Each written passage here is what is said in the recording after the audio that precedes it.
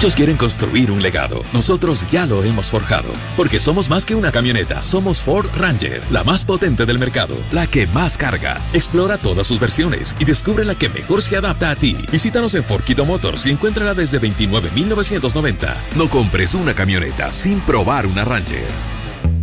Mi empresa es muy flexible. La gente que trabaja desde su casa. Desde la playa, en un parque, en una cafetería. En fin, eso es vivir en el futuro. Sabemos que quieres una vida que se mueva a tu ritmo. Por eso creamos una cuenta que se adapta a tus necesidades. Flexi Cuenta. Una cuenta rentable e inteligente en la que ganas el 5,5% de interés desde el primer día. Las cuentas corrientes ya son parte del pasado. Solo con Flexi Cuenta de Mutualista Pichincha no hay límites, solo posibilidades. Mutualista Pichincha. ¿Tienes un sueño? Construyámoslo. Con Saludza Vitality puedes pagar un Apple Watch jugando fútbol.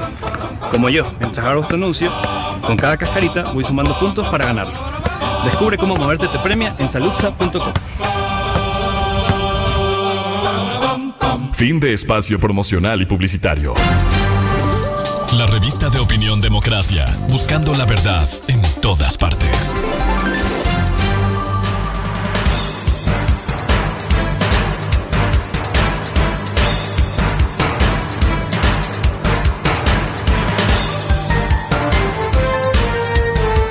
Ocho 17 minutos en el territorio continental ecuatoriano, buscando la verdad y abogando por la unidad nacional en pro de la paz y la seguridad en el Ecuador.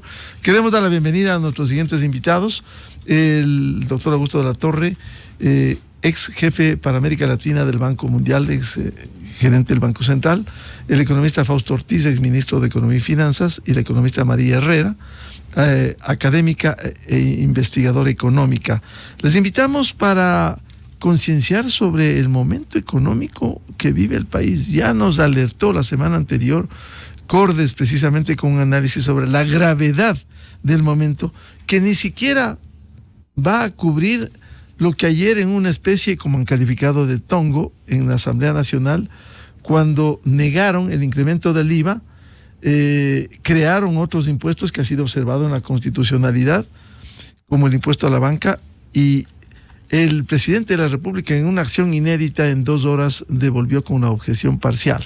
Por eso la sospecha de que sea un tongo. Pero más allá de eso, en resumen, ni con esto se va a poder resolver la crisis económica, añadido a la necesidad de más recursos por el conflicto armado interno que vive el Ecuador. Hay grandes necesidades, no se ha podido cumplir ni siquiera puntualmente con los salarios en el sector público, es decir, un drama en la caja fiscal. Con estos antecedentes, ¿cómo ve el panorama el doctor Augusto de la Torre? Muy buen día.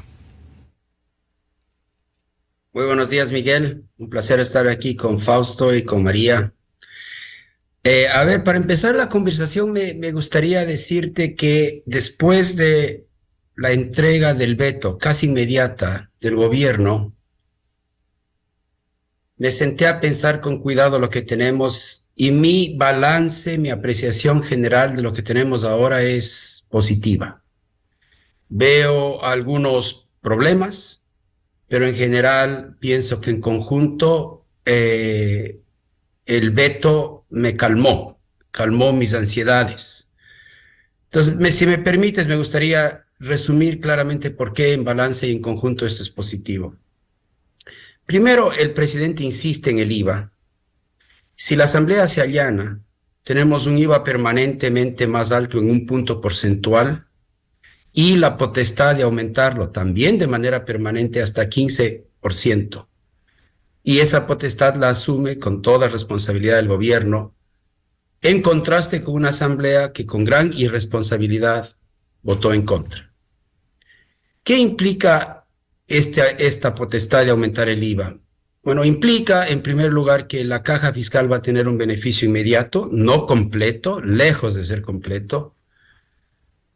Implica que el país, si al mismo tiempo hace progresos en el tema de los combustibles, tiene ya en sus manos elementos que se podrían considerar suficientes para iniciar una negociación de un programa amplio con el fondo, abriendo ya de manera más amplia las puertas para una cooperación internacional importante en el lado económico y fiscal, que era una pata coja todavía, estamos progresando en el apoyo internacional para el tema de seguridad, estábamos atrasados en el tema económico. Con esto creo que podemos tener un apoyo importante de la red de instituciones multilaterales, incluyendo el Banco Mundial, el BID, el Fondo Monetario Internacional, la CAF.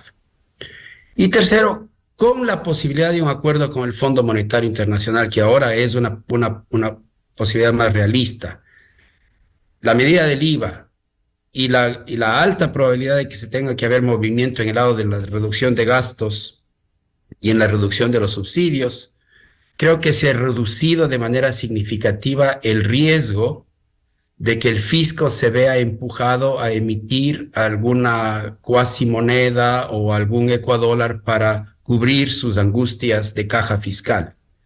Eso a mí me alivia mucho, porque me parecía que el riesgo más alto era que si no se arreglan los problemas fiscales que requieren de cooperación internacional, el fisco se ve obligado a emitir algún tipo de pagaré o moneda alternativa.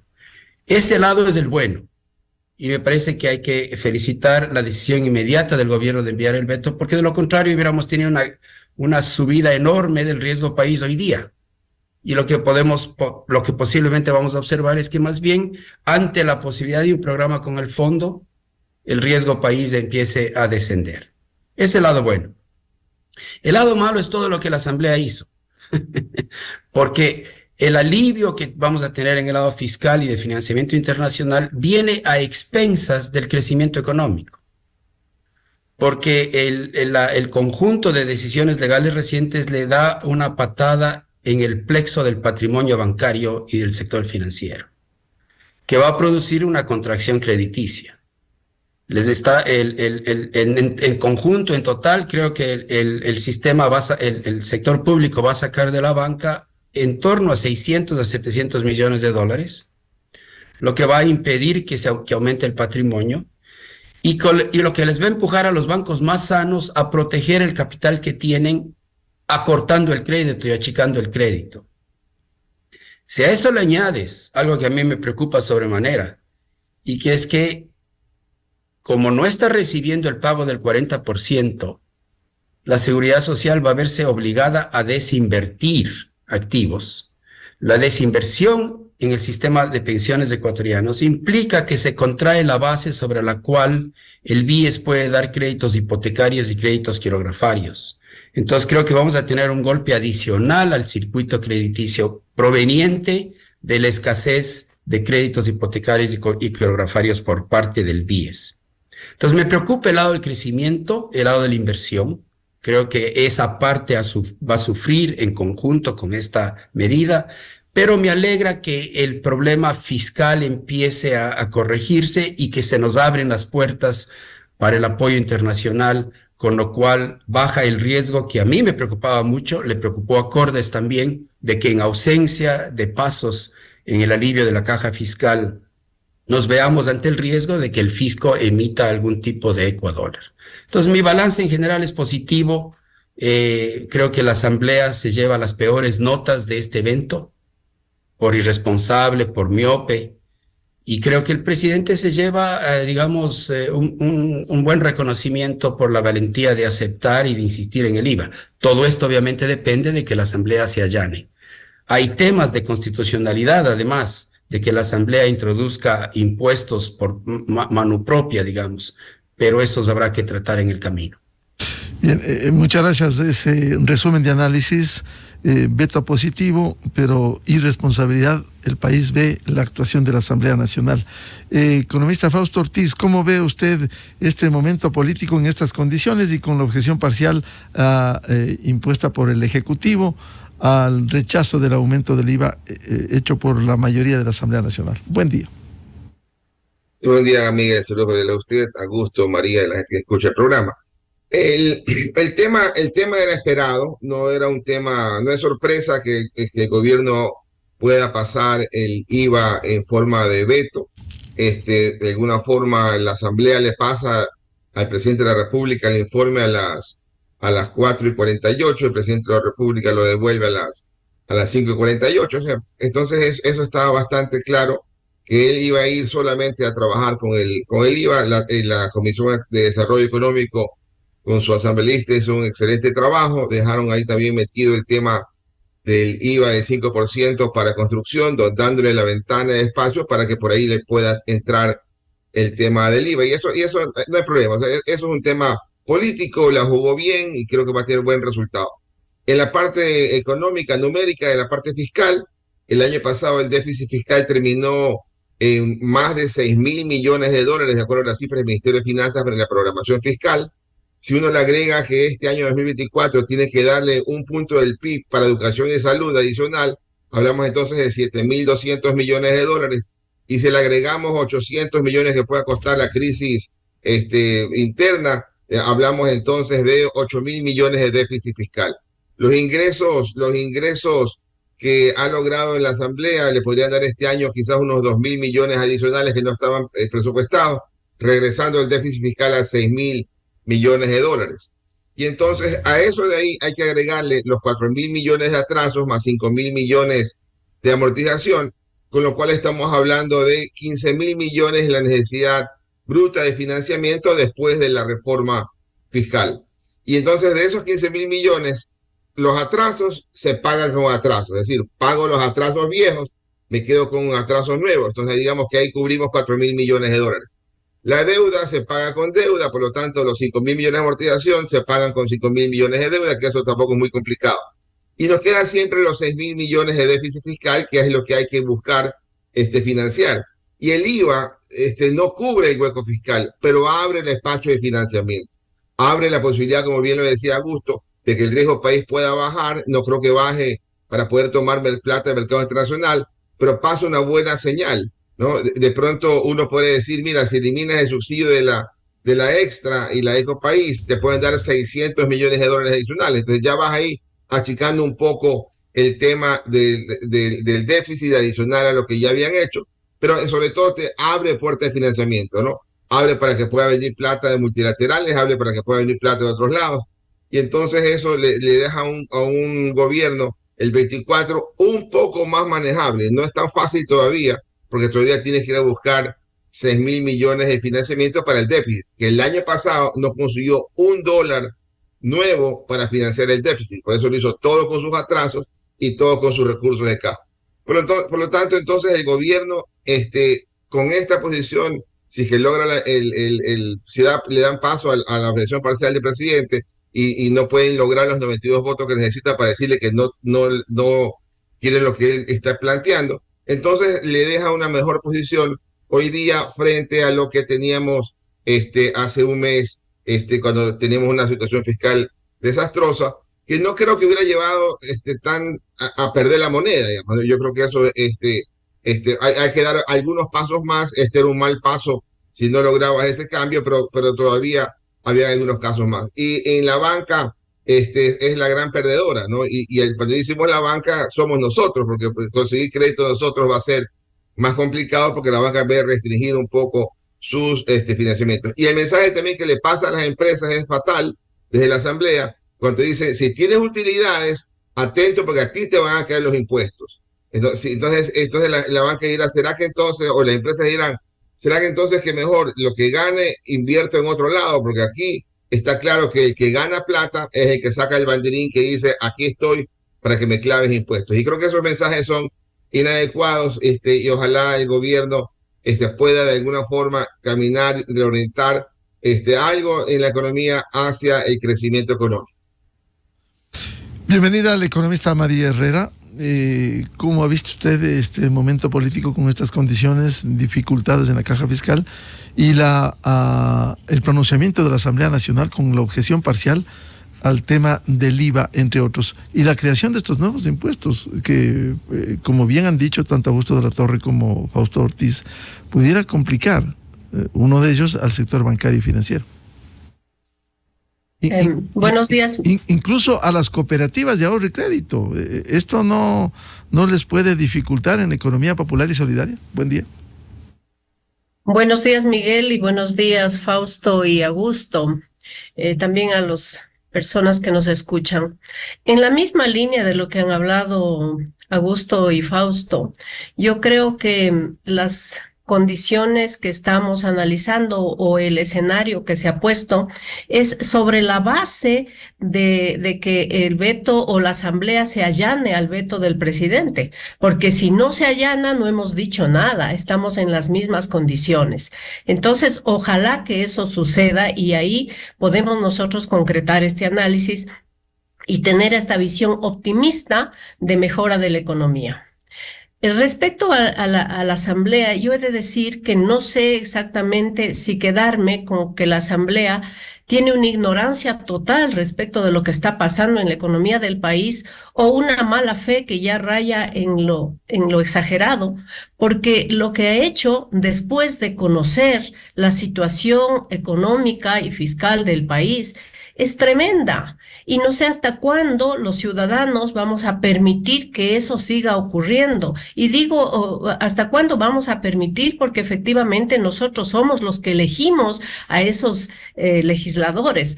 Entonces, me da la impresión de que lo único que buscan, y eso sabemos, es fijar un poco sus intereses políticos en desmedro, obviamente, de toda la economía ecuatoriana y ellos que se llenan la boca hablando de que quieren favorecer a los menos favorecidos, hacen todo lo contrario para que ellos sean los que reciban los beneficios. Se oponen al IVA, se oponen a la eliminación de subsidios, se oponen a todo lo que pueda ayudar a financiar el presupuesto general del Estado. Considero que obviamente la contribución que se le ha pedido a la banca, más allá de que también algunos juristas han dicho que eso no es constitucional, porque eso no fue enviado por el presidente, sino que ha nacido de la Asamblea, no sé cómo se vaya a solucionar. De forma que yo sí, quiero ser optimista, pero quiero esperar también un poco para mirar cómo puede solucionarse esto. De todas maneras, quiero repetir o insistir en lo que nosotros al menos conocemos, que el país está abocado a 3 crisis. La crisis de la inseguridad, que necesita 1,000 y pico de millones de dólares, y esos son unos millones de dólares adicionales a los que nosotros hemos tenido o hemos venido considerando, porque hay que tomar en cuenta que eso nace ahora, el 9 de febrero, con el decreto que emite el presidente, y eso hay que financiarlo. Esa es la crisis a la inseguridad, la crisis fiscal que hemos analizado este momento y sobre la cual, tomando en cuenta que pudieran darse positivamente estas acciones a las que hemos hecho referencia, podría de alguna manera, como ya han dicho mis compañeros, no solucionarse, pero paliarse de alguna manera. Y ahí es donde yo insistiría en que esta crisis fiscal que vivimos no es una crisis temporal, es una crisis estructural y como tal tiene que tener soluciones estructurales. Entonces no es simplemente el IVA un tiempo o la contribución de la banca, sino que tenemos que ir nosotros hacia una cultura fiscal, hacia una cultura tributaria que involucre a todos los contribuyentes, llámense empresas, llámense personas naturales, llámense personas jurídicas de cualquier tipo, porque claro, ahora la banca se queja y a lo mejor tiene razón, porque siempre estamos echando mano de ahí, pero deberíamos trabajar o el Estado también debe trabajar, pero también con nuestra contribución, a fomentar esa cultura tributaria que haga que todos seamos involucrados en el financiamiento del país. Estamos un poco mal acostumbrados a que solamente creemos que el gobierno es el que tiene que solucionar los problemas. También nosotros, cuando no exigimos que las cuentas sean transparentes, cuando somos parte de la corrupción, y digo, no necesariamente que estemos involucrados en ella, pero cuando no exigimos una rendición de cuentas adecuada y cuando no pedimos que las cuentas sean claras. Y finalmente, pues la crisis monetaria. Y la crisis monetaria viene unida a lo que ya decía Augusto, es decir, Necesitamos que haya inversión, necesitamos que haya un financiamiento, y si no hay solución en la crisis fiscal, si los multilaterales no ven que nosotros hacemos acciones que puedan llevarnos a tener confianza en el mundo financiero internacional, no va a venir ese flujo, ni de inversión ni interna ni externa, porque hay desconfianza en la gestión del país. Entonces hay que trabajar, Miguel y amigos, en 3 frentes. Ninguno aislado, todos en conjunción, y todos tienen un peso tremendamente importante. Ojalá, no sé hasta cuándo, los asambleístas puedan entender que no se trata de algo parcial, que no se trata de algo particular, sino que se trata de la situación del país. Y eso involucra a todos, inclusive a ellos, que a veces, como ya dijo alguien, son tan miopes en mirar solo no más allá de su nariz y ver que si el barco se hunde, nos hundimos todos, no solamente el pueblo, sino también ellos, que luchan por ocupar o tener su pedazo de espacio en la parte política, que creo que es lo que más les interesa. Doctor Augusto de la Torre, volviendo al tema de la situación económica, es importante, no quedaba otra alternativa el aumento del IVA. Sin embargo, también el Ejecutivo, el gobierno, el Estado tiene que enviar mensajes de no solo recortes, reducción del gasto, calidad del gasto. Y vemos ahí que ha habido problemas, no se ha podido avanzar más, sin tocar temas de fondo que usted bien lo conoce y lo ha analizado. Por ejemplo, las deudas que tiene el Estado con el Seguro Social, 40% fondo de pensiones. Es decir, aquí tiene que haber mensajes y respuestas, no solo con nuevos sacrificios del país, con el aumento de impuestos, sino también con una reducción en el tema estructural del sector económico ecuatoriano. Así es, como bien dice María, tenemos en las manos un problema estructural que estamos lejos de haberlo resuelto completamente.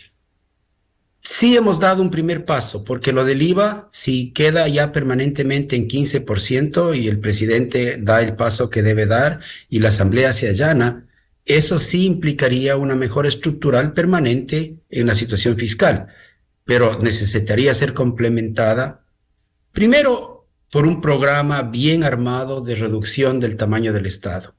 El problema estructural que tenemos, estimo yo, y tal vez Fausto tenga números más seguros, estimo que el problema estructural en el presupuesto general del Estado es del orden de 7,000 por año de déficit estructural. Porque cuando yo hago un promedio de los últimos años, de los últimos 10 buenos años normales, digamos, yo lo que veo es que gastamos más o menos 30,000 millones y nos ingresan establemente más o menos 23,000 millones. Entonces la diferencia entre un promedio de 10 años, de buenos años, y gracias a ingresos, me hace a mí pensar que tenemos un déficit estructural del orden de los 7,000, con fuentes de crecimiento de ese déficit muy potentes. Se nos viene un problema por el lado del sistema de pensiones, que le va a afectar a ese déficit estructural. Y tenemos esta constitución garantista que constantemente está poniendo presiones de gasto en el sistema fiscal.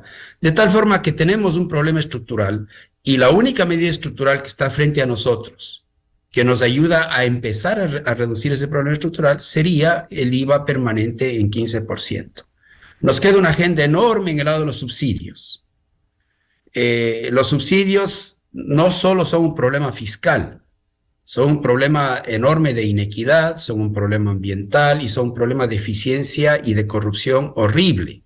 Entonces, si queremos hacer bien los subsidios, yo siempre he sido de la idea de que hay que irnos directamente a precios internacionales de combustibles, tener un plan de subsidios focalizados y directos a la población vulnerable y eliminar el monopolio de la refinería estatal para que el mercado de combustible sea abierto a la competencia y se desmantelen todas estas mafias de corrupción en torno a la comercialización y refinación que tenemos. O sea, yo sería partidario de una medida en el lado de los subsidios muy ambiciosa, que ya nos limpie esa situación. Nos queda una enorme agenda en el lado de crecimiento.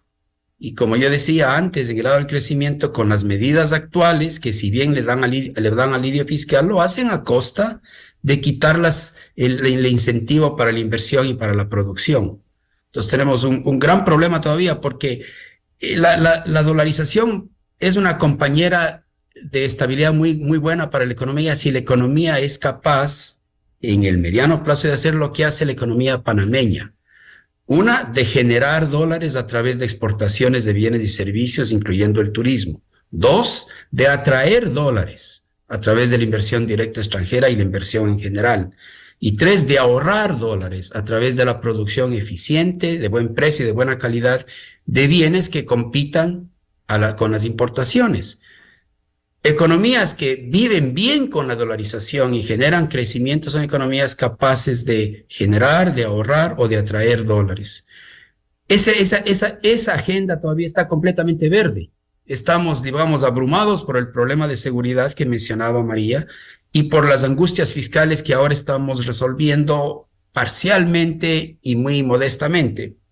Pero quiero insistir, el nuevo elemento que tenemos sobre la mesa, que es el buen elemento, es que tenemos ante nosotros la probabilidad alta de que podamos armar un programa de apoyo financiero por parte de las multilaterales, que no lo teníamos hasta ayer. Si la Asamblea se allana, se nos abre el camino para recibir cooperación de financiamiento internacional sano e importante. Ese es el nuevo elemento que yo le veo, y me parece que ese no es un tema trivial.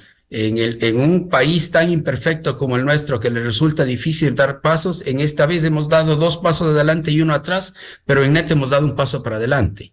Y no es un tema trivial el tener ya un camino de acceso a la cooperación internacional de financiamiento. Economista Fausto Ortiz, ¿cómo corregir, ir sentando al menos las bases para estas distorsiones estructurales que subsisten en la economía ecuatoriana y que vaya más allá de estas decisiones como el aumento del IVA y los impuestos que han sido aprobados en la Asamblea Nacional? Sí, el último periodo del presidente Correa, el déficit fiscal fue 6% del Producto Interno Bruto. El periodo del presidente Moreno, el déficit fiscal fue también 6% del Producto Interno Bruto, pero ahí hubo una pandemia. El año pasado, el déficit fiscal fue 5% del Producto Interno Bruto, por lo tanto estamos hablando que por ahí andamos en la parte estructural, entre 5 y 6. Entonces, para un Producto Interno Bruto de 120.000 millones de dólares, estamos hablando que nuestro déficit estructural estará por ahí entre 6 y 7.000 millones, con el gran problema que no es la nómina la causa de inestabilidad fiscal o de no sostenibilidad, porque la nómina frente al PIB está en 8.1% del PIB y hace 5 años estaba en el 8.5%. Esa está plana. La que está creciendo son los intereses, porque la deuda nuestra hoy día actualmente está en 80.000 millones de dólares de deuda total.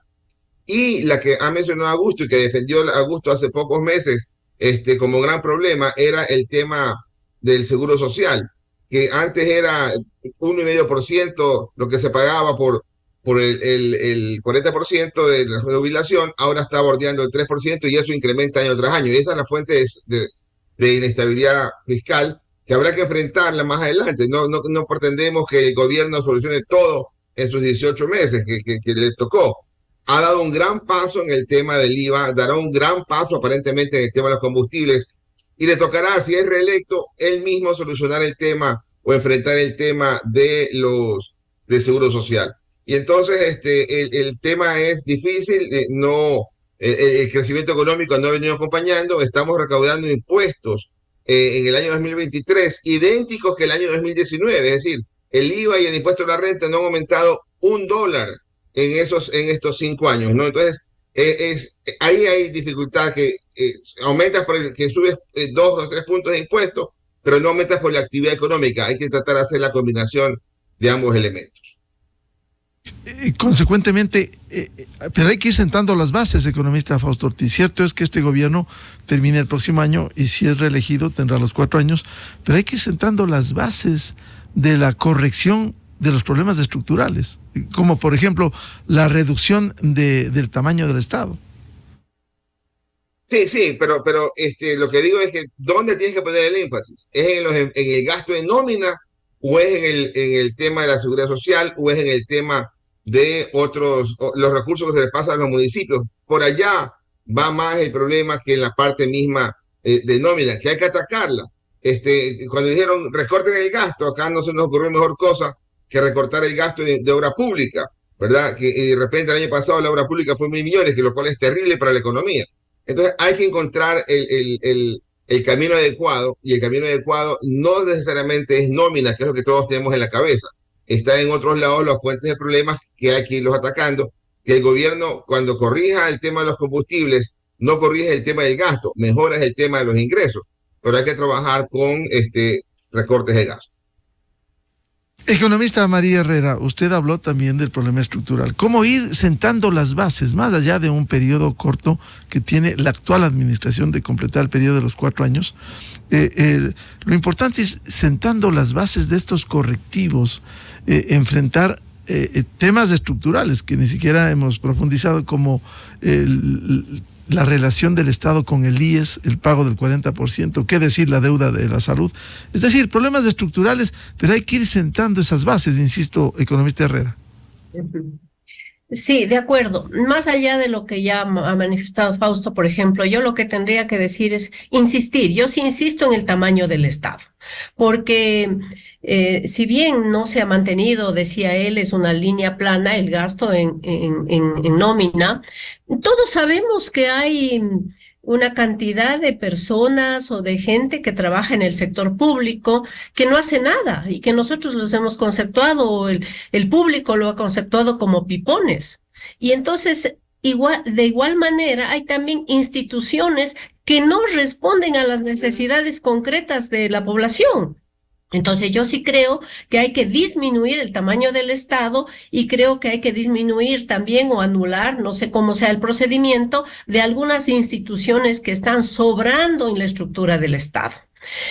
Pero también creo que hay que reconceptualizar el tema de cómo es el crecimiento de un país. Porque generalmente, y bueno, en el gobierno del presidente Correa, lo que se hizo es inflar el tamaño del Estado para conceder empleo. Y el empleo no tiene que venir por el lado del Estado, el empleo tiene que venir por el lado del sector productivo. Es decir, nosotros estamos confundidos, o aquí, porque las cosas no se hacen bien y no se hacen precisamente tomando en cuenta la formación de una base, de una estructura que sea sostenible en el tiempo, que nos permita el crecimiento del país. Hemos insistido siempre en la necesidad de la reactivación productiva.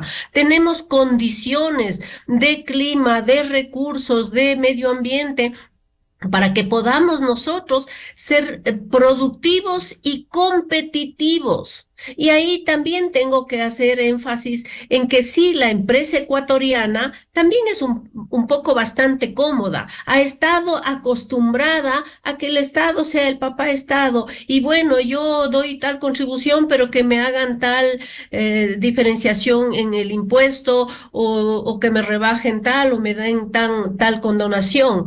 Yo creo que los subsidios a todo nivel deben eliminarse, y creo que todos tenemos que tener la misma consideración a la hora de ser sujetos fiscales.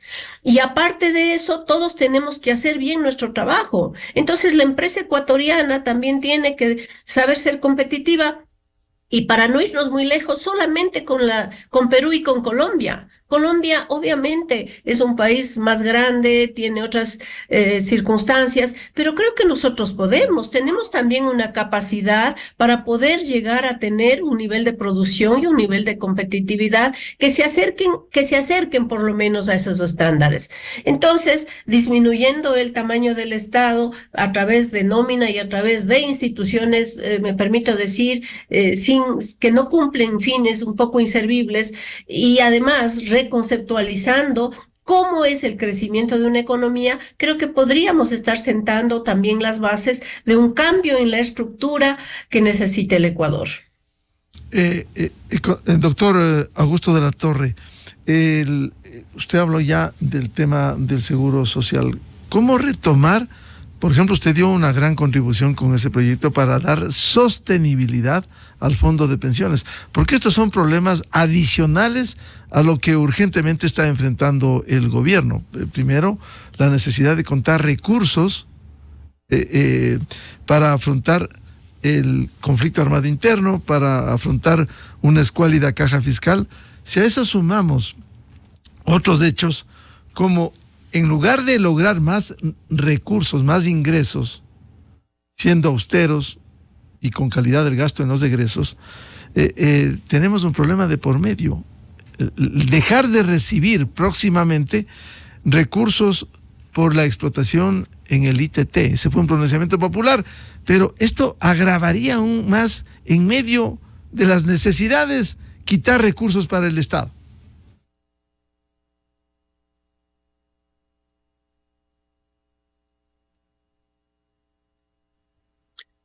Quisiera pensar en cuál es una hoja de ruta que sea pragmática y que nos ayude a seguir caminando hacia adelante. Si el veto parcial del presidente pasa por la Asamblea porque la Asamblea se allana, y uno empieza a pensar cuáles son los siguientes pasos que el gobierno debería dar en el ámbito económico, me parece que un tema que el presidente debería hacer y que me parece factible es que el presidente puede pedirle al nuevo consejo directivo del IES que, usando la propuesta que hizo la comisión que a mí me tocó coordinar, con base a esa propuesta, trabaje en una reforma integral al sistema de pensiones y al IES que pueda ser enviada a la Asamblea antes de que se termine este gobierno. Creo que esa sería un muy buen compromiso del gobierno, que no tendría costo político porque simplemente se trataría de armar la propuesta de reforma integral al IES, que hay que hacerlo con urgencia, mi querido Miguel. Hay que hacerlo con urgencia porque, dado los retrasos en el pago del 40% que el fisco no puede hacer al IES, este año el IES va a tener que desinvertir por lo menos $2,000 millones. Es una gran desinversión y eso implica que en el próximo año, a mediados del 25, vamos a ver problemas de caja. Vamos a sentir y a ver que el IES no tiene suficientes dólares para pagar pensiones. Entonces creo que una tarea urgente en el ámbito fiscal es que el presidente le pida al nuevo consejo directivo que prepare una reforma integral al IES, que le dé sostenibilidad al sistema de pensiones y que lo haga con base al trabajo que hizo la comisión, con las debidas enmiendas y etcétera. Esa es una gran tarea. La otra gran tarea en el ámbito económico, fiscal y económico, es el tema de los subsidios y el mercado de combustibles, el mercado doméstico de combustibles. Ese hay que arreglar, hay que ir a un mercado abierto a la competencia y con una compensación directa hacia la clase más vulnerable de la población, y eso tiene que planearse, pero me parece que ese es un siguiente paso necesario que hay que tomar en el corto plazo. Y tercero, en el ámbito fiscal, hay que ir armando un plan de achicamiento del Estado bien armado. Hay un documento muy interesante, bastante útil, que han generado los economistas de la Universidad de San Francisco, que ya es de conocimiento público, en donde hay una serie de propuestas concretas de cómo hacer una reingeniería del Estado bien armada, con un horizonte de 1 o 2 años, que nos dé un Estado que tenga el tamaño, que nos dé los servicios que queremos y que lo podamos financiar. Pero bien pronto vamos a tener que empezar a armar la agenda de crecimiento. Y la agenda de crecimiento, en mi opinión, tiene 3 grandes elementos. El primero, hay que hacer progreso en la lucha contra la inseguridad, porque la inseguridad es un costo enorme y un desincentivo enorme a la producción de cosas lícitas, al turismo, a la industria de los alimentos, etcétera. Necesitamos vivir sin miedo. Entonces, la reducción de la inseguridad... Si me permite, Augusto, para que continúe, sin seguridad no hay desarrollo. Sí, no, la inseguridad es, digamos, la cortapisa más grande que tenemos al desarrollo económico. Entonces, esa es condición sine qua non, haciendo progreso. Hay que añadirle, creo que reforma en 2 poder arrancar con una agenda de seguridad sobre la base de una agenda de crecimiento sobre la base de la reducción de la inseguridad. La una es una reforma laboral. De alguna manera tenemos que llegar a un acuerdo para tener un mercado laboral más moderno, más eficiente, con la adecuada protección al trabajador, no al puesto de trabajo. La filosofía tiene que ser tener un mercado laboral que le proteja al trabajador en su movilidad, pero que nos permita más movilidad, más rotación, más contratación. Eso requiere una reforma laboral. Y necesitamos toda una agenda importante de participación privada en las zonas estratégicas, particularmente en la minería, en el sector eléctrico, en el sector de comunicaciones. Necesitamos la presencia de los operadores privados más prestigiosos del planeta. Tenemos una ley que recién se aprobó que abre un espacio para alianzas público-privadas. Si se arman bien esos contratos, por ahí podría ser el camino. Pero creo que uniendo la reducción de la inseguridad con una reforma laboral y con un marco nuevo de participación privada en los sectores estratégicos, me parece que podemos ir armando una agenda de crecimiento. Entonces, las tareas que tenemos por delante no son nada fáciles, pero el país necesita seguir caminando en el sendero que le conduzca a mayor prosperidad. Economista María Herrera, estos puntos que ha señalado Augusto de la Torre son importantes para ir sentando las bases para enfrentar el problema serio, no solo más allá de las necesidades coyunturales como el aumento del IVA, sino también estos temas fundamentales, tema del IES, tema del gasto, tema de reducción del tamaño del Estado. ¿Cómo hacerlo? ¿Cómo empezar esa hoja de ruta de la que nos habla Augusto de la Torre? Yo creo que la decisión del presidente Noboa de enfrentar al narcotráfico y todo lo que se está haciendo, todas las acciones que se están tomando en torno a eso, ya es de por sí una proyección de una mejor imagen hacia el mundo internacional. Si se concreta esto que estamos mirando, de alguna manera esta solución, aunque de momento pueda ser parcial o temporal, el tema del IVA, entonces corroboraría a que esta imagen del Ecuador en el mundo se fortalezca, a que el riesgo país no suba como ha venido subiendo en los últimos tiempos, a que se garantice un poco la dolarización, y eso nos da la opción de que podamos ver venir un poco la inversión extranjera. Y yo nunca desestimo tampoco la inversión nacional, porque todos sabemos que hay muchos recursos nacionales que escapan hacia afuera en pro de la seguridad precisamente.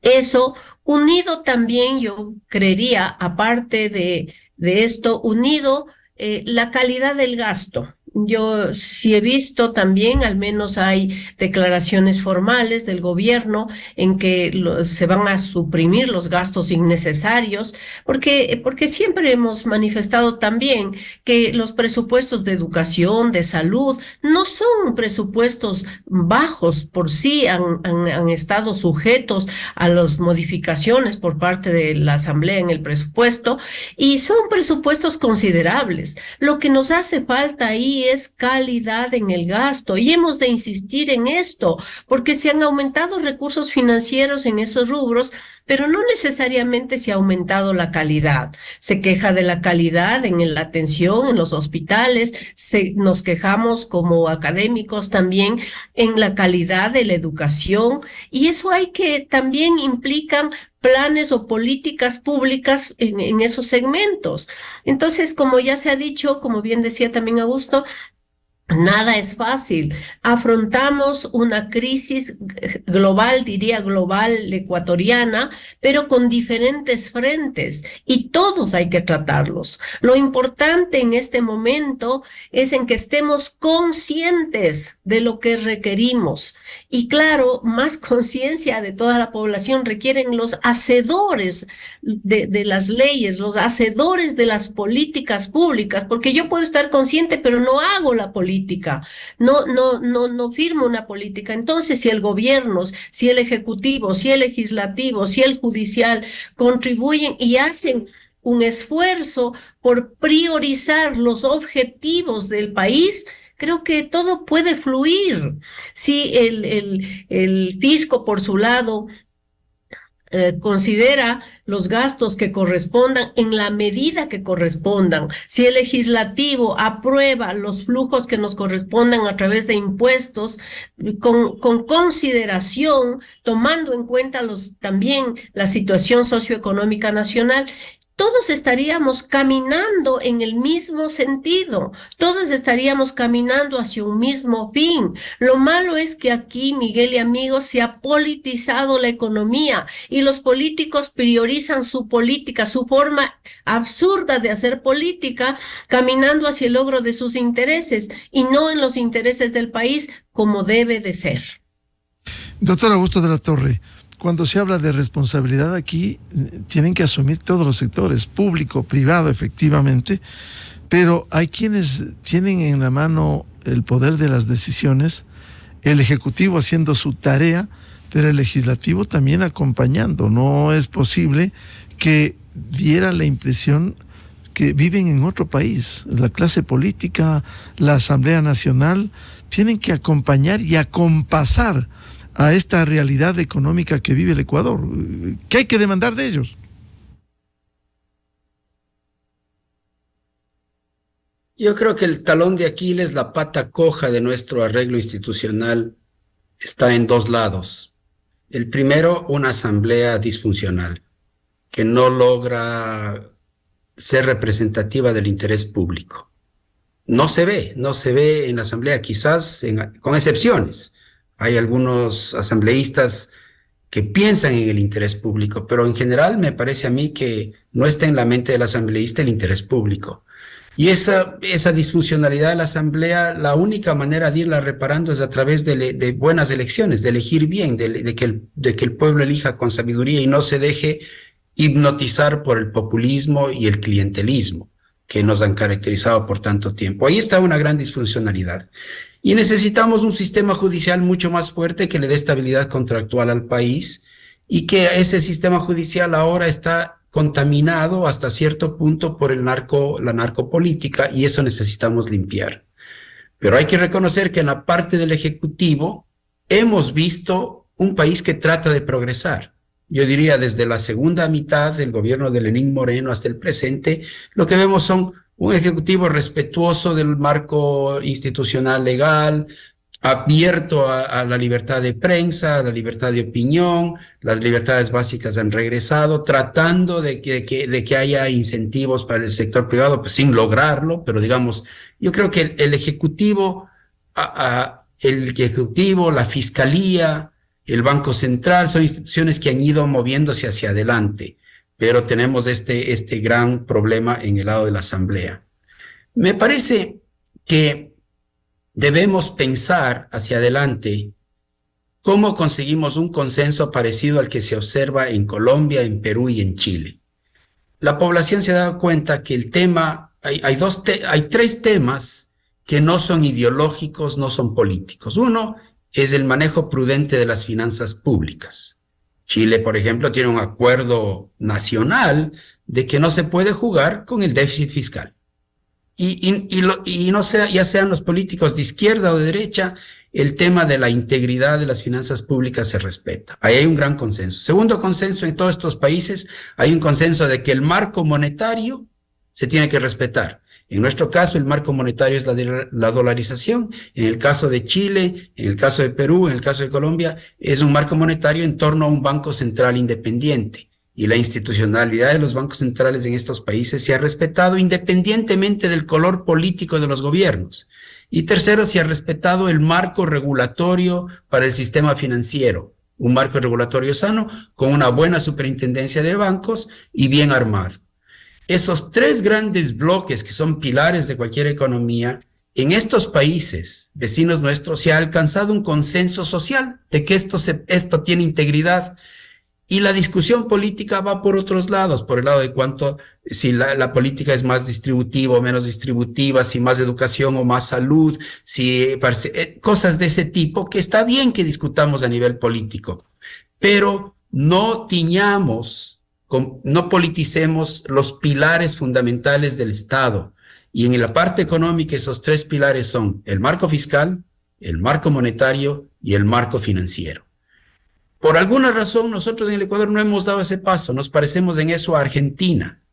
Si pudiéramos aprender de Colombia, de Perú y de Chile, y esas 3 pilares de la arquitectura económica de cualquier país se respetasen y no se politizasen, creo que daríamos un gran paso, y luego, con todos los defectos y las virtudes de la democracia, vamos a seguir avanzando en el resto. Pero en la parte económica no hemos logrado, lamentablemente, ese consenso básico sobre esos 3 grandes pilares. Y en el caso fiscal en el Ecuador, el consenso implica necesariamente el tema del IES, porque el tema del IES ya es ahora un problema fiscal. Entonces, si necesitamos respetar eso, necesitamos urgentemente una reforma integral al sistema de seguridad social. Economista María Herrera, es fundamental esto que ha señalado Augusto de la Torre, un manejo prudente de las finanzas públicas, que hay un acuerdo, más allá de las posiciones político-ideológicas, pensar en el presente y el futuro del país, el tema del seguro social, el tema de la dolarización, cómo lograr que haya acuerdos, un acuerdo en un solo sentido, y por otro también, como se ha dicho, al reducir el tamaño del Estado, eliminar quizás, luego del análisis, hay empresas que no le aportan al Estado ecuatoriano. Así es, Miguel. A ver, yo quiero enfatizar en el tema de la institucionalidad. Porque efectivamente, si nosotros vemos el sistema judicial de Colombia, por ejemplo, está totalmente alejado de la política o bastante alejado de la política, y eso es lo que le va a dar también seguridad a un país. En el tema peruano, nosotros vemos que en el Congreso han habido discusiones, cambios de presidente y todo lo que es de dominio público. Sin embargo, como ya se ha dicho, no se ha tocado la parte fiscal y la parte monetaria. Claro. Y eso si me permite, María, en Perú, y esto corrobora Augusto, hay una sólida institucionalidad, un banco central independiente, autónomo. 5 presidentes fueron a la cárcel, 1 se suicidó durante los últimos años, y el riesgo país sigue controlado absolutamente en el Perú. Y si nosotros vemos, Miguel, si revisamos los montos de inversión extranjera, no han disminuido, se han incrementado. Entonces, ¿qué significa eso? Que hay un manejo, si cabe el término, técnico de las finanzas públicas, no como aquí se lo hace, que yo lo he mencionado y lo menciono repetidamente porque me asusta el hecho de que los políticos se han tomado la administración de la economía. Entonces, no puede ser posible. Por eso yo decía, lo que necesitamos es concientizar a la población. Y yo pienso, y soy bastante optimista en ese tema, que el manejo que está haciendo el presidente Noboa es bastante democrático, pero también es bastante orientador, porque sí hemos visto también que en otros gobiernos anteriores, y me refiero al anterior nomás, también un poco como que no había una hoja de ruta, un poco como que no había una brújula hacia dónde íbamos. Entonces se tomaban acciones desesperadas, acciones parche, y eso no lleva a nada. Creo que el presidente Noboa tiene claridad, al menos me parece eso, y espero no equivocarme, tiene claridad en qué es lo que el país necesita. Y en ese sentido, obviamente pueden haber conversaciones, pueden haber orientaciones, pero ya está claro. Y lo que también me preocupa es que no haya esa concientización y esa claridad en la Asamblea, porque, insisto, ellos son los hacedores de la ley, y si ellos no aprueban, no se allanan al veto del presidente, entonces estamos frente a como dije al inicio, o a una ignorancia total, o a una mala fe, pero perversa, porque no estamos trabajando en función de país. Ojalá el manejo adecuado del Ejecutivo y por supuesto también el eficiente manejo que ha hecho la Fiscalía General den sus réditos y nos vayan como encaminando, como encajonando hacia lo que tiene que ser la administración de un país. Es decir, fijación de objetivos, determinación de estrategias y acciones que permiten que eso se concrete.